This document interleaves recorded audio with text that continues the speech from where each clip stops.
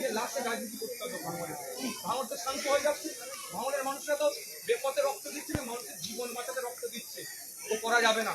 তাহলে ভাঙড়কে উত্তপ্ত করতে ওই জন্য অবজারভার বসিয়ে দিল।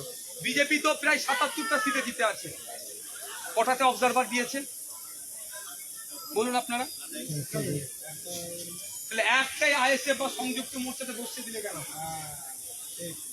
আমাদের রক্ত দেখতে ভালো লাগে। আর মুখ্যমন্ত্রী আজকে বলছে নাকি তৃণমূলের দুজন মারা গেছে, যদি কেউ মারা যায় সেটাও ব্যথিত আমরা, কিন্তু মমতা ব্যানার্জিকে তার আধার কার্ড দেখতে হবে কে মারা গিয়েছে। ভাঙড়ের কে মারা গিয়েছে আমি দেখতে চাই। ভাঙড়ের প্রতিটা বুথে আমাদের সংগঠন আছে।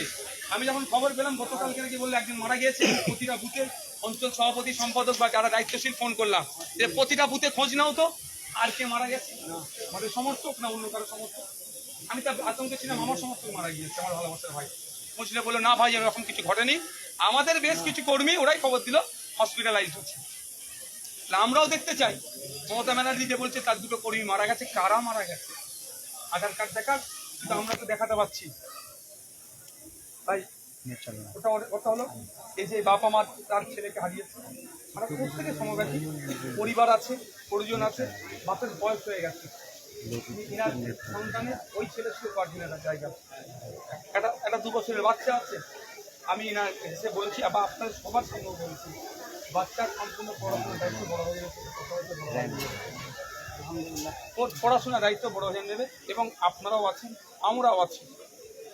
আমরা ওই একটা বলে স্ট্যাচু করে দিলাম, বছরে একবার করে মালা পরাবো, সারা বছর ভুলে যাবো, খেতে পাচ্ছে কি হচ্ছে, ওতে আমরা নয়।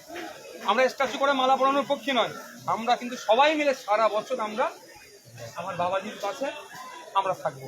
থাকবেন তো নাকি? আমরা যে যার মতো আমরা থাকবো, এনারকে সহযোগিতা করবো। ইনারকে এটাই প্রমাণ আমাদেরকে যে ইনার এক ছেলে চলে গেছে না, সেইটা আমরা সেটাকে মেহসুস বা অনুভব হিসাবে তার কাছে আমরা থাকবো। আশা করতে পারি তো নাকি মানুষকে ভাই? আর বাস আপনি কিছু বলবেন আমার বলার থাকলে বলুন, বলুন কোনো সমস্যা নেই, বলুন কোনো কিছু বলার থাকলে বলতে পারেন বাপ। শুধু ওরা নয়, এর সাথে যদি আরো কোনো বড় মাথা জড়িয়ে থাকে তারও বাপ ছাড় হবে না, তারও বাপ ছাড় হবে না। ভাঙড় থেকে আমি বলেছি বোমগুলি পিস্তল মুক্ত ভাঙড় করে দেখাবো, আপনারা আমার সাথ দেন, এই আইনের মাধ্যমে মুক্তি করে দিচ্ছে। বাপ আমার কাছে যেটা বলেছে আমি সেটা তো অবশ্যই তার কাজ অলরেডি গত রাত্রি হয়ে গেছে, আজকে কোর্টে জমা দিয়েছে রাত 2:30 পর্যন্ত। আমার আপনার কোনো ভাই ফোন করেছিল, ফোন করেছিল, এরাও ফোন করেছিল, সবসময় কন্ট্যাক্টে ছিলাম। ও কাজ আমি গত রাত থেকে শুরু করে দিয়েছি, আজকে গেছে, মঙ্গলবারে আবার জজ টাইম দিয়েছে। আশা করছি আমরা এনআইএ ইনভেস্টিগেশন পাবো, কারণ হঠাৎ হওয়ার দরকার। কি বন্দুক খালি ইউজ করছে ওরা, এই বন্দুক কোথা থেকে বেরোয়? ওই গুলি আসলো কোথা থেকে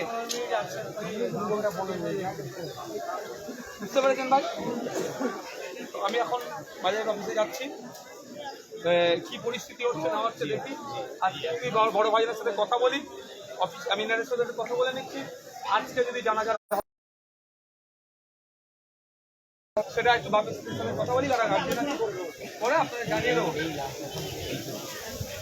ঠিক আছে বাপ? আমাদেরকে অদা করতে হবে একটা জিনিস, আমাদের কোনো মায়ের কল্যাণ খালি হয়।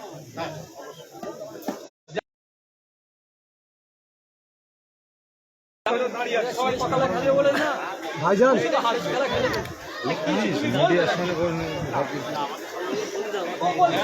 ঠিক কথাই বলছে। ওরা যদি আমাদের উপরে ফের মারে,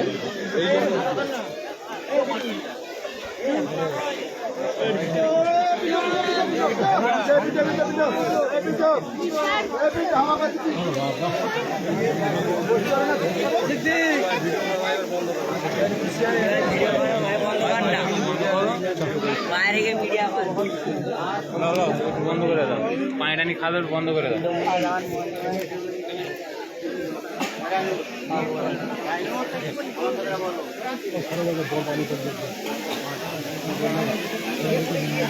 পানি খাবে বলছিল, পানি আনতে